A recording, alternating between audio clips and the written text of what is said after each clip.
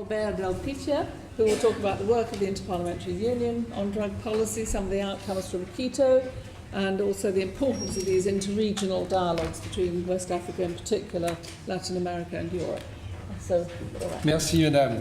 Madame la Présidente, Mesdames et Messieurs, mes chers collègues, Chair, ladies and gentlemen, colleagues, I'm here deeply honored to speak more in my capacity as representative of the Inter-Parliamentary Union than as a French senator.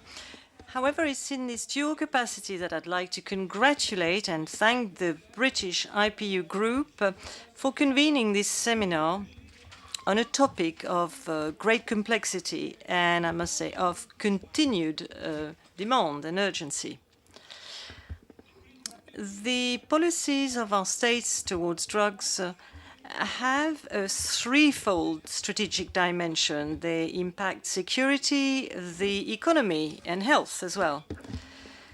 There are few public policies which, whilst involving higher multilateral diplomacy, has also an impact on the health and the very life of some lost teenager in such and such village or city of our constituencies.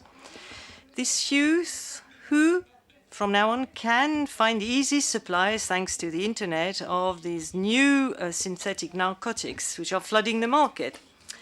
Therefore, the question for us today, parliamentarians, is to know whether our governments should or not innovate in their strategies for combating illicit drugs, and if they should challenge their habits and also our certainties in order to reduce the devastating effects of this social scourge and impact of its traffic on world balance. Some recent data show how topical this theme is today, around which we are meeting here today in London. During the General Assembly of the United Nations in New York just a month ago, Latin American leaders challenged the prohibition policy for drugs and called for an urgent reform. The Colombian president, Juan Manuel Santos, stated to the world, referring to the Single Convention on narcotic drugs of 1961, and I quote him, "Here in the same premises, 52 years ago, the convention which gave birth to the war on drugs was approved. Today," he carried on, "we must acknowledge that this war has not been won." And he added, and I'm quoting again, and I'm saying this at the president of a country which has suffered the most deaths, the most bloodshed, and the most sacrifices in this war, and the country which also obtained the greatest results against this scourge and against the mafias which prop it up. End of quote. Well, colleagues, he's not the only one. Officials from Costa Rica, Mexico, Guatemala also echoed their Colombian colleagues, and they called for the convening in 2016 of an extraordinary session of the General Assembly of the United Nations against drugs. That is in 2016. However, some of their neighbors, Honduras, El Salvador, Panama, and Nicaragua, didn't have the same interpretation of the problem, without, of course, mentioning the up till now consistent position of the United States, for which legalization is not an option. In parallel, a study published recently in a British medical journal seems to show that the narcotics market has never thrived as much as now, with drugs being cheaper and cheaper, more and more accessible, and of high quality, even if in Europe, heroin seizures have gone up by 380% between 1990 and 2009. Therefore, colleagues, we have grounds to debate, and also we must act. This parliamentary seminar, Madam Chair, therefore, is very timely. During its plenary assembly held in Quito in March of this year, the Inter-Parliamentary Union had organized a first debate on, and I quote, "Can legalizing drugs help in the fight against organized crime?" Three main ideas came out of it, on which maybe our seminar could build, or maybe around which we can reflect. The first one is that on this topic, no simplistic or single solution can work. We should, of course, say no to the status quo of an exclusively repressive policy which did not lead to the expected results. But we should also say no to generalized and indiscriminate legalization.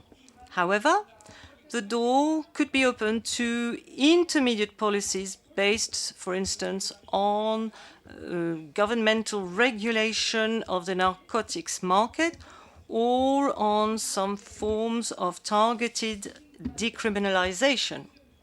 The second outcome of this debate is that the consumption and production of drugs thrive on poverty and inequalities. Thus, development aid in all its forms should be also considered as a priority response to the grip of drugs. A vicious circle clearly exists between underdevelopment and the weakness of state institutions, which then become both the causes and consequences of corruption behaviors. And this leads to the most favorable environment for the emergence and the anchoring of an economy of drugs, traffics, and criminal networks. The third idea, and I think in itself it explains the very diverse geographical origin of the various parliamentarians meeting here today in London, is that the drugs problem is not limited to the confines of one given country.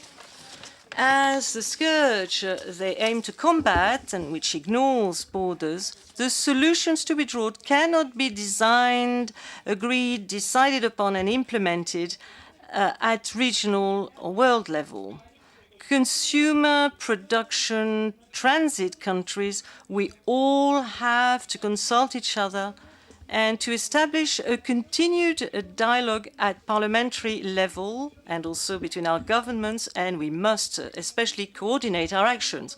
As the report from the Congressional Research Service of the US Congress stated, and it was published in August, the three main transit routes for drugs go through, first of all, through Mexico and Central America for narcotics intended for the US market and produced in South America.